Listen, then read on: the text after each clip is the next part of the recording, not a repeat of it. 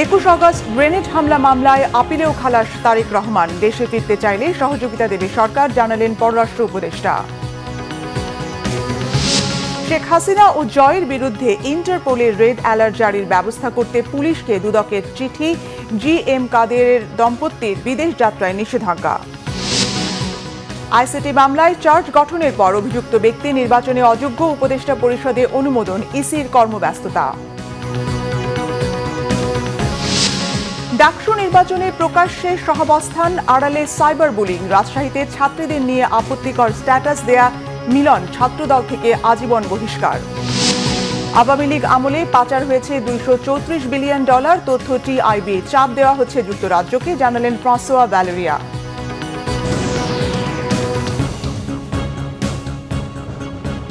দেখছিলেন crown cement সংবাদ শিরোনাম। এবার বিস্তারিত। 21 আগস্ট গ্রেনেড হামলা মামলায় তারেক রহমান, লুৎফুজ্জামান বাবর সহ সব আসামিকে দেয়া খালাসের রায় বহাল রেখেছে আপিল বিভাগ।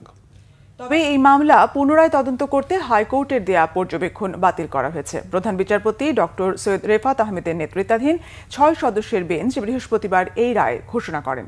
নাবিল জাহাঙ্গীরের রিপোর্ট। 2004 সালের 21 আগস্ট আওয়ামী লীগের সমাবেশে গ্রেনেড হামলা ও মৃত্যুর ঘটনায় করা বিস্ফোরক ও হত্যা মামলায় 2018 সালে রায় দেয় বিচারিক আদালত। রায়ে সাবেক স্বরাষ্ট্র প্রতিমন্ত্রী লুৎফুজ্জামান বাবর সহ 19 জনকে মৃত্যুদণ্ড, বিএনপির ভারপ্রাপ্ত চেয়ারম্যান তারেক রহমান সহ 19 জনকে যাবজ্জীবন ও 11 জনকে বিভিন্ন মেয়াদে কারাদণ্ড দেয়া হয়। ডেথ রেফারেন্স আপিল ও জেল আপিলের শুনানি শেষে গেল ডিসেম্বরে মামলার সব আসামিকে বেকসুর খালাস দেয় হাইকোর্ট। পরে এই রায়ের বিরুদ্ধে আপিল করে রাষ্ট্রপক্ষ। শুনানি শেষে বৃহস্পতিবার তা খারিজ করে দেয় আপিল বিভাগ। জনাব তারেক রহমান সাহেব সহ অন্যান্য যারা আছেন তারা এই মামলা থেকে বেকসুর খালাস, যে আবার প্রমাণিত হলো যে আইনের শাসন আছে আর বিনা বিচারে অন্যায়ভাবে কাউকে ফাঁসি দেওয়া যাবে না। আদালত বলেন, মুফতি হান্নানের যে স্বীকারোক্তিমূলক জবানবন্দির ওপর ভিত্তি করে বিচারিক আদালত রায় দিয়েছে তা অস্বাভাবিক। 12টা স্বীকারোক্তিমূলক জবানবন্দি। আদালত বলেছেন এই স্বীকারোক্তিমূলক জবানবন্দিগুলো মোটেও নির্ভরযোগ্য নয়। যে স্বীকারোক্তিমূলক জবানবন্দিগুলো আদায় করার আগে কোনো ম্যাজিস্ট্রেটের আদেশে তাদেরকে পুলিশ কাস্টাডিতে নেওয়া হয়নি। একদিনে 3টা কনফেশন রেকর্ড করা হয়েছিল। মুফতি হান্নানের যে কনফেশন রেকর্ড করা হয়েছে, সেকেন্ড কনফেশন, এইটা তখন ছিলেন তিনি কন্ডেম সেলে। কন্ডেম সেল থেকে এনে তার কনফেশন রেকর্ড করা হয়েছে এবং তাকে এক্সিকিউট করে ফেলা হয়েছে 342 জবানবন্দি দেওয়ার আগেই। ন্যায় বিচার পেয়েছেন দাবি করে আসামি পক্ষের আইনজীবীরা বলেন, শেখ হাসিনা মামলার প্রকৃত বিচার না করে এটিকে রাজনৈতিক অস্ত্র হিসেবে ব্যবহার করতে চেয়েছিলেন। আইবি রহমান সহ যারা আনফরচুনেটলি মৃত্যুবরণ করেছেন তাদের বিচার শেখ হাসিনা চায়নি। যদি শেখ হাসিনা প্রকৃত অপরাধীদের বিচার চাইতেন, আইবি রহমানের বিচার চাইতেন, তাহলে হয়তো রাজনৈতিক জিঘাংসার বশবর্তী হয়ে জনাব তারেক রহমান সাহেবকে এই মামলায় অন্তর্ভুক্ত করতেন না। পূর্ণাঙ্গ রায় প্রকাশের পর এর বিরুদ্ধে রিভিউ করার বিষয় বিবেচনা করবে রাষ্ট্রপক্ষ। আমরা সিদ্ধান্ত পরে নিব যে আমরা রিভিউতে যাব কিনা। রিভিউ যদি করার মতো থাকে স্টেট যাবে, রিভিউ করবে। এটা লাস্ট স্টেজ আর কি। হাইকোর্টের পর্যবেক্ষণে মামলার পুনঃতদন্তের কথা বলা হলেও আপিল বিভাগ তা বাতিল করেছে। নাবিল জাহাঙ্গীর, বাংলা ভিশন, ঢাকা। বিএনপির ভারপ্রাপ্ত চেয়ারম্যান তারেক রহমান দেশে ফেরার কথা জানালে সরকার ট্রাভেল পাস বা ডকুমেন্ট দেবে, জানিয়েছেন পররাষ্ট্র উপদেষ্টা মোহাম্মদ তৌহিদ হোসেন। সন্ধ্যায় পররাষ্ট্র মন্ত্রণালয়ের এক ব্রিফিংয়ে কথা জানান তিনি। তবে কবে দেশে ফিরবেন তা এখনও জানাননি তারেক রহমান, সেটা তার বিষয় বলে জানান উপদেষ্টা। তিনি আরও বলেন, নির্বাচন বানচালে কোনো দেশ ষড়যন্ত্র করছে কিনা তা তার জানা নেই। শেখ হাসিনাকে ফেরত আনার বিষয়ে উপদেষ্টা বলেন, এক দফায় ভারতকে চিঠি দেয়া হলেও আর কোনো চিঠি দেয়নি বাংলাদেশ। কখন আসবেন সেটার সিদ্ধান্ত কিন্তু ওনার। আসার জন্য উনি এই দেশের নাগরিক, উনি আসতে পারেন যে কোনো সময়। আসার জন্য যদি তার ট্রাভেল ডকুমেন্টস নিয়ে কোনো সমস্যা থাকে সেটা আমরা সমাধান করব, কিন্তু সিদ্ধান্ত তো তার নিতে হবে। আমি জানি না এখন পর্যন্ত, বা অন্তত খোঁজ নিয়ে হোক, যদি করেও থাকেন সেটা আমার গোচরে আসেনি। বাট উনি যদি আসবেন, যখন আসতে চাইবেন, তখন তো তার পাসপোর্ট বা ট্রাভেল ডকুমেন্ট যেটাই দেওয়ার সেটা আমরা দিতে পারবো। উনি যখন আসতে চাবেন তখন তাকে আমরা যেটুকু সহায়তা লাগবে সেটুকু অবশ্যই করবো। বিএনপির স্থায়ী কমিটির সদস্য আমির খসরু মাহমুদ চৌধুরী বলেছেন, শেখ হাসিনা চলে গেলেও দেশে এখনও স্বৈরাচারী মানসিকতা রয়ে গেছে। বিএনপির সিনিয়র যুগ্ম মহাসচিব রুহুল কবির রিজভী বলেছেন, প্রশাসনে ঘাপটি মেরে থাকা লোকরাই অন্তর্বর্তীকালীন সরকারকে ব্যর্থ করতে শেখ হাসিনার পরিকল্পনা বাস্তবায়নের কাজ করছে। আহমেদ সরারের রিপোর্ট। জাতীয় প্রেস ক্লাবে বৃহস্পতিবার বাংলাদেশ জন অধিকার পার্টির আলোচনায় অংশ নেন বিএনপি স্থায়ী কমিটির সদস্য আমির খসরু মাহমুদ চৌধুরী। বলেন, নতুন বাংলাদেশের জন্য রাজনৈতিক সংস্কৃতি বদলাতে হবে, সহনশীল হতে হবে এবং মন মানসিকতার পরিবর্তন আনতে হবে। সংস্কারের বিষয়ে বিএনপির এই নেতা বলেন, সব প্রস্তাবে সবার ঐকমত্য হতে হবে এমন কোনো কথা নেই। কিছু কিছু খুদে স্বৈরাচার রেখে গেছে বাংলাদেশ, যারা জনগণের উপর আস্থা রাখবে না, কিন্তু তাদের দাবি মানতে হবে, না মানলে কি হবে? আবার বলছে গণভোট দিতে হবে। ভালো কথা, আপনার দাবির উপর যদি গণভোট দিতে হয়, আমার দাবির উপর আরেকটা গণভোট হোক, আরো 10টা দাবির আরো 10টা দাবি আছে, সকলের গণভোট হোক, বাংলাদেশের জীবনে নির্বাচন হবে। জাতীয় প্রেস ক্লাবের নার্সেস অ্যাসোসিয়েশন অব বাংলাদেশ ন্যাবের 22তম প্রতিষ্ঠাবার্ষিকী অনুষ্ঠানে বিএনপির ভাইস চেয়ারম্যান শামসুজ্জামান দুধু বলেন, বিএনপির বিরুদ্ধে গভীর ষড়যন্ত্র চলছে, নির্বাচনকে বাধাগ্রস্ত করতেই জাতীয় পার্টি ও গণ অধিকারের মধ্যে সংঘর্ষ বলেও মন্তব্য তার। বিএনপি মনে করে ডক্টর ইউনূস সাহেবের মধ্য দিয়েই আগামী জাতীয় সংসদের নির্বাচনটা ঐতিহাসিকভাবে সুসম্পন্ন হবে, কারণ ডক্টর ইউনূস নিজেই জাতির কাছে কথা দিয়েছেন। যদি সামনের দিনগুলোতে আমরা ঐক্যবদ্ধ না থাকি, একটি এক্সক্লুসিভ নির্বাচন করতে না পারি, তাহলে বাংলাদেশের স্বাধীনতা সার্বভৌমত্ব রক্ষা করা কঠিন হবে। বাংলাদেশের হয়ে দুটি আন্তর্জাতিক সম্মেলনে প্রতিনিধিত্ব করার আমন্ত্রণ পাওয়া ব্রাউনবাড়িয়া কিশোর গবেষক আহনাফ বিন আশরাফের হাতে বিএনপির ভারপ্রাপ্ত চেয়ারম্যান তারেক রহমানের পক্ষ থেকে উপহার সামগ্রী তুলে দেন বিএনপির সিনিয়র যুগ্ম মহাসচিব রুহুল কবির রিজভী। এ সময় রিজভী বলেন, শেখ হাসিনার নিষ্ঠুরতা, নির্যাতন এবং ক্ষমতায় টিকে থাকার জন্য যে রক্তস্রোত বইয়েছেন, সেক্ষেত্রে যেসব নেতা ও প্রশাসনিক ব্যক্তি দায়ী, তাদেরকে দেশ ছেড়ে চলে যাবার জন্য গ্রিন সিগন্যাল দেওয়া হয়েছে প্রশাসন থেকেই। এই প্রশাসনের ভিতরে ঘাপটি মেরে থাকা লোকরাই শেখ হাসিনার যে সুদূরপ্রসারী পরিকল্পনা, সেটা বাস্তবায়ন করার জন্যই তারা কাজ করবে এবং সেই কাজ করার জন্যই তারা নানা ধরনের পরিকল্পনা তারা ভাবছে। এখন নতুন করে যতই ষড়যন্ত্র চক্রান্ত বা একটা মাস্টার প্ল্যানের পরিকল্পনা করা হোক না কেন, এরা পরাজিত হবে এবং এদেশে গণতন্ত্র ফিরবে, অবাধ সুষ্ঠু নির্বাচন হবে। আহমেদ সরওয়ার, বাংলা ভিশন, ঢাকা। শেখ হাসিনা ও তার ছেলে সজীব ওয়াজেদ জয়ের বিরুদ্ধে রেড অ্যালার্ট জারির পদক্ষেপ নিতে পুলিশ হেডকোয়ার্টারে চিঠি পাঠিয়েছে দুর্নীতি দমন কমিশন দুদক। বৃহস্পতিবার প্লট জালিয়াতির সংশ্লিষ্ট মামলার তদন্তকারী কর্মকর্তারা এই চিঠি পাঠান। চিঠিতে বলা হয়েছে, শেখ হাসিনা ও তার ছেলে বিদেশে পালিয়ে গিয়েছেন। ন্যায় বিচারের স্বার্থে আসামির অবস্থান চিহ্নিত করে দেশে ফিরিয়ে এনে আইনের মুখোমুখি করতে আদালত ওয়ারেন্ট ইস্যু করেছে। এদিকে রাজধানী উন্নয়ন কর্তৃপক্ষের প্লট বরাদ্দে জালিয়াতির অভিযোগে ক্ষমতাচ্যুত সাবেক প্রধানমন্ত্রী শেখ হাসিনা, তার বোন শেখ রেহানা ও বোনের মেয়ে টিউলিপ সিদ্দিক, আজমিনা সিদ্দিক, রূপন্তী সহ অন্য আসামিদের বিরুদ্ধে পৃথক 3 মামলায় তৃতীয় দিনের সাক্ষ্য গ্রহণ সম্পন্ন হয়েছে আজ সকালে ঢাকার 4র্থ বিশেষ জজ আদালতে সাক্ষ্য গ্রহণটি অনুষ্ঠিত হয়। এর আগে মামলায় জব্দ তালিকার 44টি নথির বিষয়ে সাক্ষ্য গ্রহণ সম্পন্ন হয়।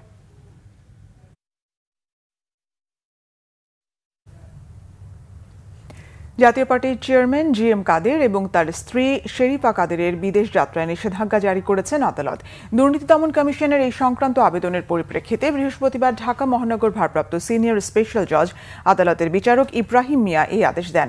মনোনয়ন বাণিজ্যের মাধ্যমে অবৈধ সম্পদ অর্জন ও অর্থ পাচারের অভিযোগে জিএম কাদেরের বিরুদ্ধে অনুসন্ধান চালাচ্ছে দুদক। এর অংশ হিসেবে এই দম্পতির বিদেশ যাত্রায় নিষেধাজ্ঞা চেয়ে আবেদন করে সংস্থাটি। দুদকের অভিযোগে বলা হয়েছে, 2018 সালের একাদশ সংসদ নির্বাচনের পর সংরক্ষিত নারী আসনে দলীয় মনোনয়ন দিতে 18 কোটি 10 লাখ টাকার ঘুষ গ্রহণ করা হয়, যার মূল সুবিধাভোগী ছিলেন তৎকালীন ভারপ্রাপ্ত চেয়ারম্যান জিএম কাদের। চুক্তি অনুযায়ী অর্থ পরিশোধ না করায় অধ্যাপক মাসুদা এম রশিদ চৌধুরীকে দলীয় পদ থেকে সাময়িক বরখাস্ত করা হয় এবং তার স্থলে জিএম কাদেরের স্ত্রী শেরিফা কাদের সংসদ সদস্য হন। জিএম কাদের জালিয়াতির মাধ্যমে জাতীয় পার্টির চেয়ারম্যান হন এবং দলীয় পদ, বাণিজ্য ও মনোনয়ন বাণিজ্যের মাধ্যমে বিপুল অর্থ সংগ্রহ করেন, যা পরে বিদেশে পাচার করা হয়। জাতীয় পার্টির কেন্দ্রীয় কমিটি 301 সদস্য বিশিষ্ট হলেও বর্তমানে 600 থেকে 650 জনকে অন্তর্ভুক্ত করা হয়েছে, যা পদ বাণিজ্যের প্রমাণ।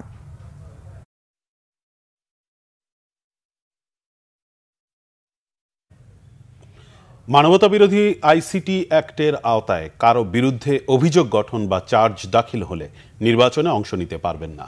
প্রধান উপদেষ্টার সভাপতিত্বে উপদেষ্টা পরিষদের বৈঠকে আইসিটি অ্যাক্টে এমন একটি ধারা যুক্ত করে সংশোধনের অনুমোদন দেওয়া হয়েছে। এছাড়া অভিযোগ গঠনের সাথে অভিযুক্তদের সংসদ সদস্য পদও বাতিল হবে। এছাড়া বৈঠকে টেলিকমিউনিকেশন নেটওয়ার্ক অ্যান্ড লাইসেন্সিং নীতিমালার অনুমোদন দিয়েছে উপদেষ্টা পরিষদ। পরে বৈঠকের বিষয়ে বিকেলে ফরেন সার্ভিস একাডেমিতে ব্রিফিং করেন প্রেস সচিব ও প্রধান উপদেষ্টার ডাক, টেলিযোগাযোগ ও তথ্য প্রযুক্তি মন্ত্রণালয়ের বিশেষ সহকারী ফাইজ আহমেদ তাইয়েব।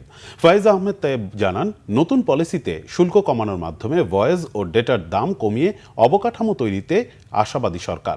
প্রেস সচিব শফিকুল আলম বলেন, আওয়ামী লীগ আমলে সাইবার ও অপটিক্যাল সেক্টর মধ্যস্বত্বভোগী ও মাফিয়াদের নিয়ন্ত্রণে ছিল।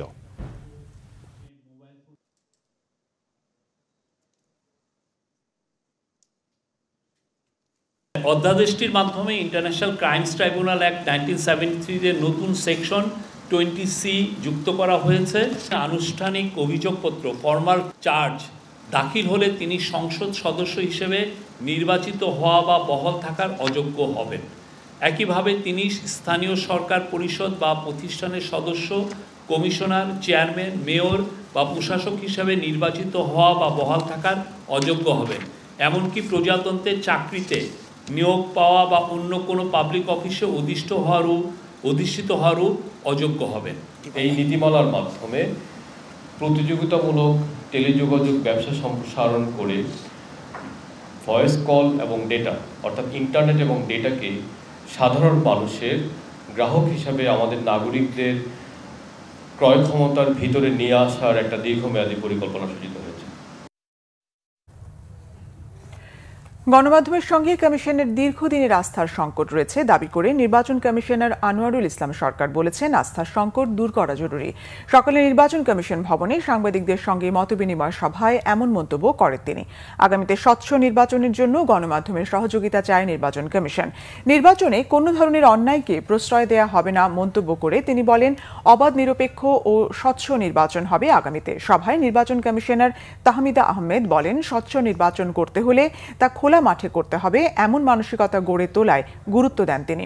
মতবিনিময় সভায় সাংবাদিকরা আগামী নির্বাচনে গণমাধ্যমের জন্য বিভিন্ন চ্যালেঞ্জের বিষয়ে নির্বাচন কমিশনকে অবহিত করেন।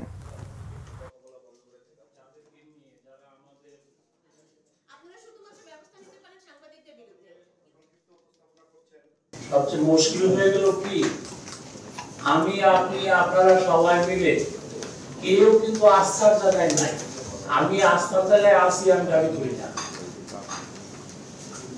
এই যে আস্থার সংকট, এটা আমাদের জাতীয় সংকট। আমি বিচ্ছিন্নভাবে বলতে পারবো না যে অমুকে খারাপ, আমি ভালো, আর আপনিও বলতে পারবেন না যে আমি খারাপ, আপনি ভালো। এই যে অবস্থাটা, এর মধ্য থেকে আমাদের নির্বাচন কমিশনের যে প্রথমে যেটা বলছেন যে আস্থা পুনরুদ্ধার, সেই আস্থা পুনরুদ্ধারের ক্ষেত্রে এবং এটা পারস্পরিক। সকল পর্যায়ের প্রার্থীর সহাবস্থান ও উৎসব মুখর পরিবেশে ডাকসু নির্বাচনে প্রচার প্রচারণা চললেও কিছুতেই বন্ধ হচ্ছে না সাইবার বুলিং। এ বিষয়ে অসহায়ত্বের কথা জানিয়েছেন রিটার্নিং কর্মকর্তারা। তাদের মতে সামাজিক যোগাযোগ মাধ্যমই হয়ে উঠেছে আচরণবিধি ভঙ্গের মূল প্ল্যাটফর্ম। তবে এখন থেকে এসব বুলিং রোধে কঠোর ব্যবস্থার কথাও জানিয়েছেন তারা। এদিকে ভোটারদের দ্বারে দ্বারে গিয়ে নানা প্রতিশ্রুতি দিয়ে ভোট চাইছেন প্রার্থীরা। ডাকসু নির্বাচন নিয়ে আরও জানাচ্ছেন মহিবুল্লাহ মুহিব। ডাকসু নির্বাচনের আর বাকি মাত্র 4 দিন।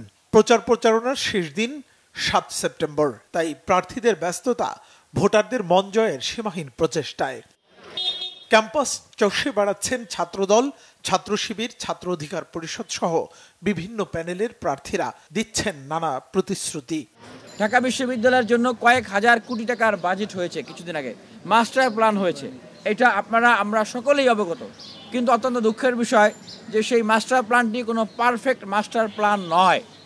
আমরা নির্বাচিত হওয়ার পরেই ঢাকা বিশ্ববিদ্যালয়ের শিক্ষার্থীর সাথে কথা বলে বিভিন্ন হল সংসদ এবং ডাকসুর কেন্দ্রীয় প্যানেলে যারা থাকবেন তাদের সাথে আলোচনা করে আমরা এই মাস্টার প্ল্যানটিকে আমরা আরো পারফেক্ট করব। দীর্ঘ সময় ধরে গণতন্ত্র এবং ভোটাধিকারকে ফিরিয়ে আনবার জন্য চেষ্টা করে যাচ্ছি। যদি এই ডাকসু নির্বাচন যদি আবারও ষড়যন্ত্রের মুখোমুখি পড়ে, তাহলে জাতীয় নির্বাচনও তো ষড়যন্ত্রের মুখোমুখি পড়ার একটা সম্ভাবনা আছে। দিন শেষে কিন্তু ভাই আমাদের কনসার্ন কিন্তু রাষ্ট্র, আমাদের কনসার্ন কোনো গোষ্ঠী না, কোনো ব্যক্তির স্বার্থ আমাদের কিন্তু কনসার্ন না। কারণ আমরা এখানে যারা আছে সবাই জুলাইয়ের প্রজন্ম, জুলাইয়ে খুনি হাসিনাকে আমরা হটাইছি। সুতরাং পরবর্তীতে যারা হাসিনার এজেন্ডা এখানে বাস্তবায়ন করতে চাইবে, যারা ষড়যন্ত্র করতে চাইবে, তাদের পরিণতি হাসিনার চাইতে খারাপ হবে। তো সে জায়গায় আমরা বিশ্বাসী, কারণ শিক্ষার্থীরা যে পরিমাণ উচ্ছ্বাস আমরা দেখতে পাচ্ছি, সুতরাং এই ষড়যন্ত্র চক্রান্ত যারাই করবে তাদের ষড়যন্ত্র চক্রান্ত সবকিছু নস্যাৎ হয়ে যাবে বলে আমরা বিশ্বাস করি। এখন দেখুন, আমি কেন অফেন ক্রেডিট সিস্টেমটা আর ক্রেডিট ট্রান্সফার সিস্টেমটা নিয়ে কথা বলতেছি, বেশি জোর দিচ্ছি।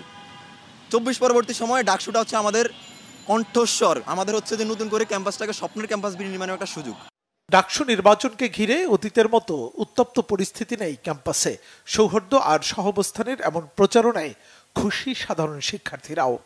এই মুহূর্তে যদি দেখেন আপনি, বিশ্ববিদ্যালয়ের প্রত্যেক শিক্ষার্থীর মধ্যে একটা উৎসাহ, মানে উদ্দীপনা বিরাজ করছে, এই আর কি। তো আশা করি যে ফেয়ারলি একটা ইলেকশন হবে। সব রাজনৈতিক দলগুলো হোক, স্বতন্ত্র হোক, সব সহাবস্থান করেই প্রচারণা চালাচ্ছে এবং প্রচারণা কোনো রকম কোনো সহিংসতা হচ্ছে না। যেরকম ক্যাম্পাসের অবস্থা খুবই সুন্দর, মানে খুব ভালোভাবে শান্তিপূর্ণভাবে প্রচারণা চালানো হচ্ছে। ক্যাম্পাস জুড়ে নির্বাচনী আমেজ বইলেও সামাজিক যোগাযোগ মাধ্যমের বুলিং কিছুতেই থামানো যাচ্ছে না।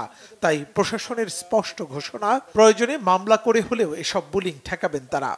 এখন আমাদের আচরণবিধি লঙ্ঘিত হচ্ছে এই পেজগুলোর মাধ্যমে সবচেয়ে বেশি। আর না হয় বিশ্ববিদ্যালয়ে আমাদের আর সার্বিক যে পরিস্থিতি খুবই ভালো, সব কিছু ভালোভাবে চলছে, কিন্তু এই সাইবার বুলিং কোনোভাবেই ঠেকানো যাচ্ছে না। আমরা হয়তো আপনাদের মাধ্যমে এটা জানিয়ে দিতে চাই যে এখনও কেউ যদি এগুলো অপপ্রচারগুলো চালিয়ে যায়, এ ধরনের অপরাধমূলক কাজগুলো করে, তাহলে আমরা আমাদের শাস্তিমূলক ব্যবস্থার দিকে আমাদের যেতে হবে। ভোট গ্রহণের সময় 7 ঘন্টার স্থলে 1 ঘন্টা বাড়িয়েছে নির্বাচন কমিশন। এছাড়া বুথের সংখ্যাও বাড়ানো হয়েছে 210টি।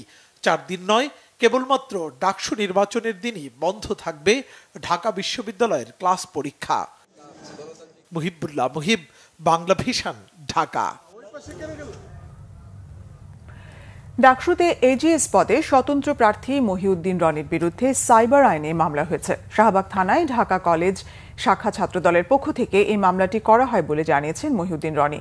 রাতে মধুর ক্যান্টিনের সামনে সংবাদ সম্মেলন করে ডাকসুর এই প্রার্থী জানান, ডাকসু নির্বাচনের আইন অনুযায়ী বহিরাগত কেউ প্রচারণায় অংশ নিতে পারবে না, কিন্তু ছাত্রদলের হয়ে একজনকে প্রচারণা চালানোর সময় তিনি ভিডিওটি করেন। বহিরাগত কোনো ব্যক্তি এসে সে লিফলেট বিলি করবে, কিন্তু তাকে জিজ্ঞেস করা যাবে না আপনার ক্যাম্পাস কোনটা বা আপনার ডিপার্টমেন্ট কোনটা, আপনার হল কোনটা। আমি শুধুমাত্র হচ্ছে যে চোর চুরি করতে এসেছে তাকে ধরিয়ে দেওয়াটা কি আসলে অপরাধ হয়ে গেছে? এখন পুলিশ হচ্ছে চোরকে না ধরে যে হচ্ছে অভিযোগ জানিয়েছে তাকে ধরবে পুলিশ, এটা হচ্ছে দায়িত্ব। তো তারই পরিপ্রেক্ষিতে দেখলাম যে ঢাকা কলেজের ছাত্রদলের কর্মীরা হচ্ছে শাহবাগ থানায় আমার বিরুদ্ধে নাকি মামলা করেছে। আমরা দেখি যে বাংলাদেশে এখন বিভিন্ন জায়গায় মব ভায়োলেন্স হচ্ছে, তো সেই জায়গায় তারা মব ভায়োলেন্স না গিয়ে তারা একটা আইনি প্রক্রিয়ার মধ্যে গেছে, সেটা আসলে তাদেরকে অসংখ্য ধন্যবাদ।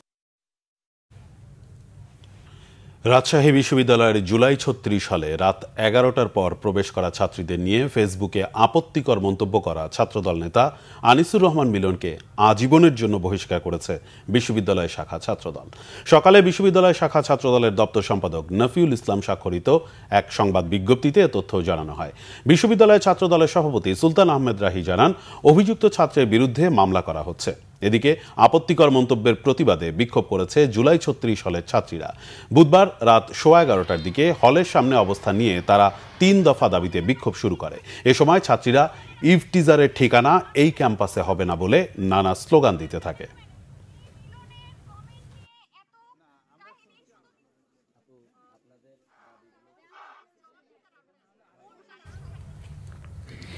টিআইবির নির্বাহী পরিচালক ডক্টর ইফতেখারুজ্জামান জানিয়েছেন, গত 15 বছরের আওয়ামী আমলে দেশ থেকে 234 বিলিয়ন মার্কিন ডলার পাচার হয়েছে। এই পাচার নিয়ন্ত্রণ করতে পারলে জাতীয় প্রবৃদ্ধি 3.4% বাড়ত বলে জানান তিনি। যুক্তরাজ্যে পাচার হওয়ার অর্থ ফেরাতে ট্রান্সপারেন্সি ইন্টারন্যাশনাল এবং টিআই যুক্তরাজ্য চ্যাপ্টার দেশটির সরকারের উপর চাপ সৃষ্টি করছে বলে জানিয়েছেন ট্রান্সপারেন্সি ইন্টারন্যাশনালের chairman François Valerian. Report Imrul কায়েসের। যদি কারো কোনো Transparency International TI chairman François ভ্যালেরিয়ার বাংলাদেশ সফর উপলক্ষে সংবাদ সম্মেলনের আয়োজন করে টিআইবি। রাজধানীর মাইডা সেন্টারে আয়োজিত সংবাদ সম্মেলনে টিআইবির নির্বাহী পরিচালক ডক্টর ইফতেখারুজ্জামান বলেন, গত সরকারের পতনের পর দুর্নীতি কমেছে, তবে একেবারে বন্ধ হয়নি। পাচার হওয়া অর্থ ফিরিয়ে আনা খুবই কঠিন মন্তব্য করে পাচার প্রতিরোধ ব্যবস্থা নেয়ার পরামর্শ দেন তিনি। গত 15 বছরে $16 বিলিয়ন প্রতি বছর এবং যেটার সর্বমোট পরিমাণ হচ্ছে $234 বিলিয়ন। কিন্তু এটা যে একটা বিশাল অঙ্ক এবং এটা কিন্তু আংশিক। যদি আমরা এই অর্থ পাচারকে নিয়ন্ত্রণ করতে পারতাম তাহলে আমাদের যে বর্তমান জাতীয় তার 3.4% আরো বেশি হতে পারত। টিআই চেয়ারম্যান ফ্রাঁসোয়া ভ্যালেরিয়া জানান, যুক্তরাজ্যে পাচার হওয়া বাংলাদেশের অর্থ ফেরত আনতে সহযোগিতার ভিত্তিতে কাজ করছে সংস্থাটি। বাংলাদেশের পাচার হওয়া অর্থ ফেরত আনতে ট্রান্সপারেন্সি ইন্টারন্যাশনাল টিআইইউকে সহযোগিতার ভিত্তিতে যুক্তরাজ্য সরকারের উপর চাপ সৃষ্টি করছে। এরই মধ্যে যুক্তরাজ্য সরকার পাচার হওয়া অর্থ ও সম্পদ জব্দ করেছে। টিআই বা সুশীল সমাজের কাজ হচ্ছে পাচার হওয়া অর্থ কোথায় আছে তা চিহ্নিত করা। আন্তর্জাতিকভাবে সরকারগুলোর মধ্যে সহযোগিতা বাড়াতে হবে। গণতন্ত্রের জন্য ক্ষমতার অপব্যবহার ঠেকানো জরুরি বলে মন্তব্য করেন François Valerian. Imrul Kayes, Bangla Vision, Dhaka. ফেব্রুয়ারি নির্বাচনে সহায়তার কথা জানিয়েছেন জাতিসংঘের আবাসিক সমন্বয়কারী গায়ান লুইস। রাতে যমুনায় প্রধান উপদেষ্টা অধ্যাপক মোহাম্মদ ইউনুসের সাথে সাক্ষাৎ করেন জাতিসংঘের আবাসিক প্রতিনিধি গায়ান লুইস। তারা বাংলাদেশের উন্নয়ন অগ্রাধিকার এবং সংস্কার এজেন্ডা সম্পর্কিত বিভিন্ন বিষয়ে আলোচনা করেন। কথা হয় আসন্ন জাতীয় সংসদ নির্বাচন নিয়েও। তিনি ফেব্রুয়ারিতে নির্বাচনের আগে বাংলাদেশ নির্বাচন কমিশনকে সমর্থন করতে জাতিসংঘের চলমান অঙ্গীকার পুনর্ব্যক্ত করেন। এদিকে বাংলাদেশের স্বাস্থ্য খাতে একটি উল্লেখযোগ্য অগ্রগতির লক্ষ্যে যুক্তরাষ্ট্র ভিত্তিক একটি কোম্পানি একটি বিপ্লবাত্মক বহনযোগ্য কৃত্রিম বুদ্ধিমত্তা এআই চালিত আল্ট্রাসাউন্ড ডিভাইস দেশে চালুর ঘোষণা দিয়েছে। প্রতিষ্ঠানটির কর্মকর্তারা প্রধান উপদেষ্টার সাথে যমুনার স্টেট গেস্ট হাউসে দেখা করেন। এআই চালিত এই বহনযোগ্য আল্ট্রাসাউন্ড ডিভাইস হৃদরোগ, যক্ষা, ব্রেস্ট ক্যান্সার, ফুসফুসের রোগ, থাইরয়েডের সমস্যা এবং গর্ভাবস্থা সংক্রান্ত জটিলতা সহ বিভিন্ন অবস্থার প্রাথমিক শনাক্তকরণে সহায়তা করতে পারে। আপত্তি সত্ত্বেও পুলিশে গোপালগঞ্জ দ্বন্দ্বের কারণে দ্বিতীয়বার চৌধুরী আব্দুল্লাহ আল মামুনকে পুলিশ মহাপরিদর্শক পদে নিয়োগ দেওয়া হয়েছিল।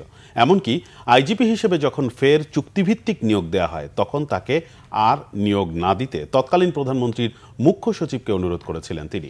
বৃহস্পতিবার আন্তর্জাতিক অপরাধ ট্রাইব্যুনাল 1-এর চেয়ারম্যান বিচারপতি মোহাম্মদ গোলাম মর্তুজা মজুমদারের নেতৃত্বাধীন বিচারিক প্যানেলে মানবতা বিরোধী অপরাধের মামলার জেরায় এমন দাবি করেছেন সাবেক আইজিপি মামুন। এর আগে সকালে আন্তর্জাতিক অপরাধ ট্রাইব্যুনাল 1-এ জুলাই গণহত্যায় মানবতা বিরোধী অপরাধের মামলায় সাবেক প্রধানমন্ত্রী শেখ হাসিনা ও সাবেক স্বরাষ্ট্রমন্ত্রী আসাদুজ্জামান খান কামালের বিরুদ্ধে সাক্ষ্য দেয়া চৌধুরী আব্দুল্লাহ আল মামুনের জেরা শুরু করেন স্টেট ডিফেন্স আমির হোসেন। এর আগে গত 2 সেপ্টেম্বর রাজসাক্ষী হিসেবে ট্রাইব্যুনালে সাক্ষ্য দেন চৌধুরী মামুন। সে সময় তিনি বলেন, জুলাই অভ্যুত্থানে অতিরিক্ত বল প্রয়োগের সিদ্ধান্ত আসে রাজনৈতিকভাবে। বলেন, লিথাল ওয়েপন ব্যবহারের নির্দেশনা এসেছিল শেখ হাসিনার কাছ থেকে। পরে এই সাক্ষ্যকে আওয়ামী লীগ আমলে গুম, খুন ও জুলাই গণহত্যার অকাট্য দলিল হিসেবে উল্লেখ করেন চিফ প্রসিকিউটর। এই মামলায় এখন পর্যন্ত চৌধুরী মামুন সহ সাক্ষ্য দিয়েছেন 36 জন।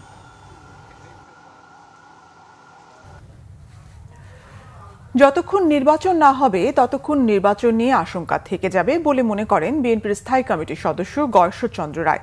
বিএনপির 47তম প্রতিষ্ঠা বার্ষিকী উপলক্ষে বৃহস্পতিবার বিকেলে কেরানীগঞ্জের আরামবাগিচা মহিলা ডিগ্রি কলেজ মাঠে আলোচনা সভায় প্রধান অতিথির বক্তব্যে তিনি একথা বলেন। গয়েশ্বর রায় বলেন, বৈষম্য বিরোধী যোদ্ধাদের কারণে যদি ফেব্রুয়ারিতে নির্বাচন না হয় তাহলে সবচেয়ে বেশি খেসারত দিতে হবে তাদেরকেই, যারা পিআর পদ্ধতির নাম করে নির্বাচন ভণ্ডুল করার ষড়যন্ত্র করছে। আন্দোলনের মাধ্যমে তাদেরকে রুখে দেওয়া হবে বলেও হুঁশিয়ার করে দেন বিএনপির এই সিনিয়র নেতা।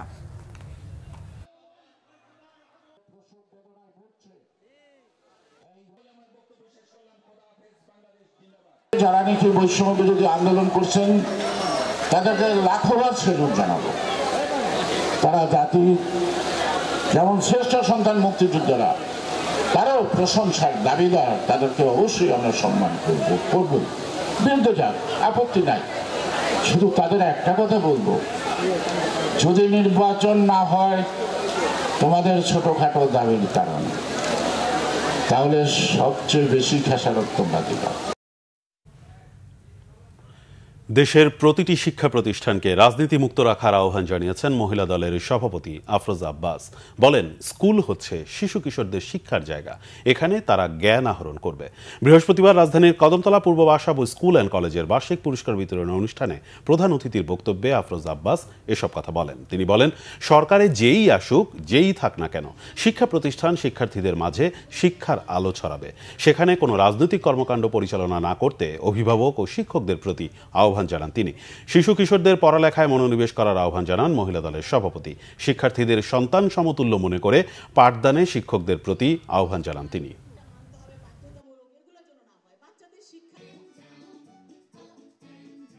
আমি আশা করব যে প্রত্যেকটা শিক্ষা প্রতিষ্ঠান রাজনীতি মুক্ত থাকুক।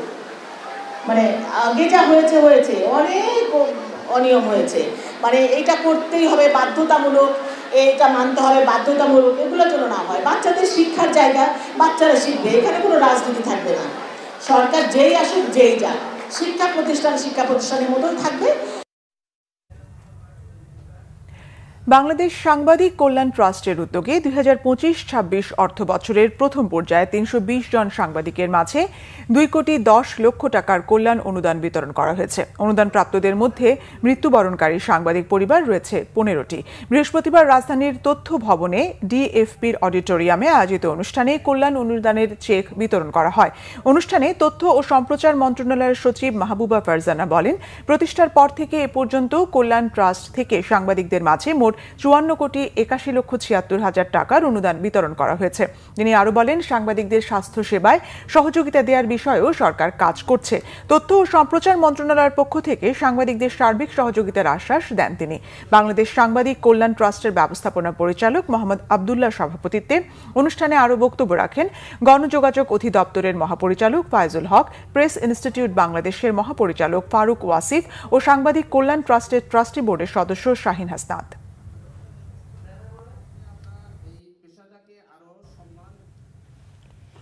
গ্লোবাল ইসলামী ব্যাংকের চেয়ারম্যান নুরুল আমিন জানিয়েছেন, ব্যাংকটি থেকে নামে বেনামে 12,000 কোটি টাকা ঋণ নিয়েছে এস আলম গ্রুপ, যা ব্যাংকটির মোট ঋণের 85%। গভর্নরের সাথে বৈঠক শেষে তিনি বলেন, শুধু মার্জ নয়, বাংলাদেশ ব্যাংকের যে কোনো সিদ্ধান্তের সাথে তারা একমত। একীভূত হওয়ার অংশ হিসেবে ব্যাংকগুলোর সঙ্গে ধারাবাহিক বৈঠক করছে কেন্দ্রীয় ব্যাংক। বৃহস্পতিবার গভর্নরের সাথে বৈঠক শেষে গ্লোবাল ইসলামী ব্যাংকের চেয়ারম্যান জানান, ব্যাংকটির ঘুরে দাঁড়াতে এখন লড়াই করতে হচ্ছে। এরপরও আদৌ ব্যাংকটি দাঁড়াতে পারবে কিনা তা নিশ্চিত নয়। তিনি জানান, ব্যাংকের বর্তমান ঋণ স্থিতি 14,000 কোটি টাকা, এর মধ্যে 12,000 কোটি টাকা নিয়েছে এস আলম গ্রুপ, এর সবই এখন খেলাপি। এর আগে একীভূত হতে সম্মতি দিয়েছে ইউনিয়ন ও ফার্স্ট সিকিউরিটি ইসলামী ব্যাংক। ব্যাংক দুটি থেকে মোট 66,000 কোটি টাকা নিয়েছে S Alam group.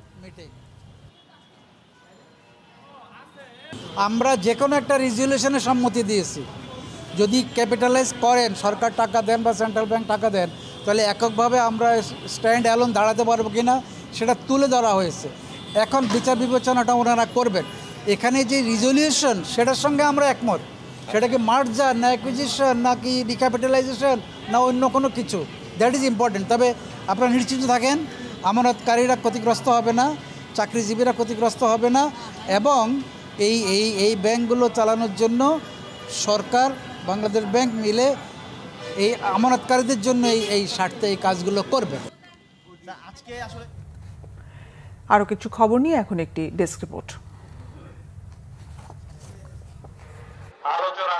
BNP chairperson Begum Khaleda জিয়ার উপদেষ্টা অবসরপ্রাপ্ত মেজর জেনারেল শরীফ উদ্দিন বলেছেন, আগামীতে বিএনপি ক্ষমতায় গেলে শহীদ রাষ্ট্রপতি জিয়াউর রহমানের 19 দফা ও তারেক রহমানের রাষ্ট্র কাঠামো সংস্কারের 31 দফা বাস্তবায়ন করা হবে। রাজশাহী গোদাগাড়ী মাটিকাটা ডিগ্রি কলেজ মাঠে বিএনপির জনসভায় প্রধান অতিথির বক্তব্যে তিনি এসব কথা বলেন।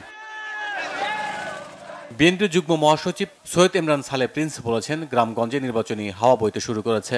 কতিপয় রাজনৈতিক দলের নেতারা বাস্তবতা উপলব্ধি করে বিভিন্ন অজুহাতে নির্বাচনের পথে প্রতিবন্ধকতা সৃষ্টি করছেন বলে মন্তব্য করেন তিনি। দুপুরে ময়মনসিংহের ধোবাউড়া পশু হাসপাতাল মাঠে বিএনপির 47তম প্রতিষ্ঠা বার্ষিকী উপলক্ষে সমাবেশে তিনি এসব কথা বলেন। বর্ণাঢ্য আয়োজনে বিএনপির 47তম প্রতিষ্ঠা বার্ষিকী উদযাপন হয়েছে চাঁদপুরের কচুয়ায়। বিকালে উপজেলা বিএনপির ডক্টর মিলন সমর্থিতদের আয়োজনে খাল পরিষ্কার কর্মসূচির উদ্বোধন শেষে বিএনপির নির্বাহী কমিটির সদস্য নাজমুন নাহার বেবির নেতৃত্বে একটি বর্ণাঢ্য র্যালি বের করা হয়। বিএনপির কেন্দ্রীয় কমিটির সহ স্বেচ্ছাসেবক বিষয়ক সম্পাদক আব্দুল কাদের ভূঁইয়া জুয়েল বলেছেন, আগামী দিনের বাংলাদেশ হবে দেশনেত্রী বেগম খালেদা জিয়ার উন্নয়ন ও উৎপাদনের বাংলাদেশ। বিএনপির ৪৭তম প্রতিষ্ঠা বার্ষিকী উপলক্ষে নরসিংদীর মনোহরদী অডিটোরিয়ামে এসএসসি ও সমমান পরীক্ষায় জিপিএ 5 প্রাপ্তদের সংবর্ধনায় প্রধান অতিথির বক্তব্যে তিনি একথা বলেন। প্রতিষ্ঠা বার্ষিকী উপলক্ষে যুবদলের বর্ণাঢ্য র্যালি হয়েছে সাভারে। র্যালিটি ঢাকা আরিচা মহাসড়কের থানা স্ট্যান্ড থেকে শুরু হয়ে রেডিও কলোনি এলাকায় গিয়ে সংক্ষিপ্ত সমাবেশের মধ্য দিয়ে শেষ হয়। তেজগাঁও স্টেশন রোডে কলা ও ডিম ব্যবসায়ীদের সাথে মতবিনিময় সভা হয়েছে ২৬ নম্বর ওয়ার্ড বিএনপির। প্রধান অতিথি ছিলেন ঢাকা মহানগর উত্তর বিএনপির সাবেক আহ্বায়ক সাইফুল আলম নীরব। তিনি বলেন, সংস্কারের কথা বলে নির্বাচন পেছানো হলে জনগণ তা মেনে নেবে না। সঞ্চালনা করেন মোহাম্মদ মালেক মাহমুদ রুবেল, সভাপতিত্ব করেন আমানুল্লাহ। আগিস ভেঞ্চার গ্রুপের সহযোগী প্রতিষ্ঠান আগিস ইলেকট্রিক ও ইলেকট্রনিক্স লিমিটেডের নতুন ব্র্যান্ড আগিস কেবলসের উদ্বোধন হয়েছে। আগিস হাউজে ব্র্যান্ডটির উদ্বোধন করেন গ্রুপের প্রতিষ্ঠাতা মরহুম শেখ আকিস উদ্দিনের সহধর্মিণী মনোয়ারা বেগম। উপস্থিত ছিলেন আকিস ভেঞ্চার গ্রুপের চেয়ারম্যান শেখ শামীম উদ্দিন, আকিস electric and business head ASM Awal, senior marketing manager Asaduzzaman Dipu সহ অন্যরা। প্রথম ধাপে বাজারে এসেছে ডোমেস্টিক কেবলস, যা দৈনন্দিন ঘরোয়া ও বাণিজ্যিক ওয়্যারিং কাজে ব্যবহার উপযোগী। Bangla vision news desk. শেষ করব সংবাদ। যাবার আগে ক্রাউন 7 শিরোনামগুলো জানাবো আরেকবার।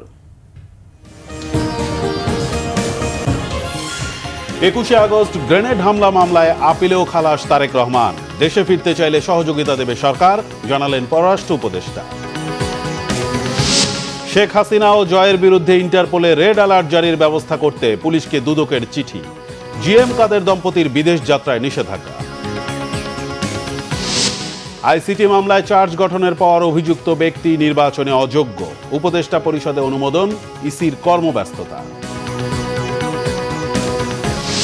ডাকসু নির্বাচনে প্রকাশ্যে সহাবস্থান, আড়ালে সাইবার বুলিং। রাজশাহীতে ছাত্রীদের নিয়ে আপত্তিকর স্ট্যাটাস দেয়া মিলন, ছাত্রদল থেকে আজীবন বহিষ্কার। আওয়ামী লীগ আমলে পাচার হয়েছে $234 বিলিয়ন, তথ্য টিআইবি। চাপ দেয়া হচ্ছে যুক্তরাজ্যকে, জানালেন ফ্রাঁসোয়া ভ্যালেরিয়া। এই ছিল এখনকার মতো। পরের সংবাদ রাত 1টায় দেখার আমন্ত্রণ রইল। এছাড়া বাংলা ভিশন সংবাদ ও সংবাদ সংশ্লিষ্ট অনুষ্ঠান দেখতে ভিজিট করুন www.bbnews24.com ও facebook.com/banglavisionnews এবং সাবস্ক্রাইব করুন youtube.com/banglavisionnews। এতক্ষণ সঙ্গে থাকায় ধন্যবাদ। শুভরাত্রি।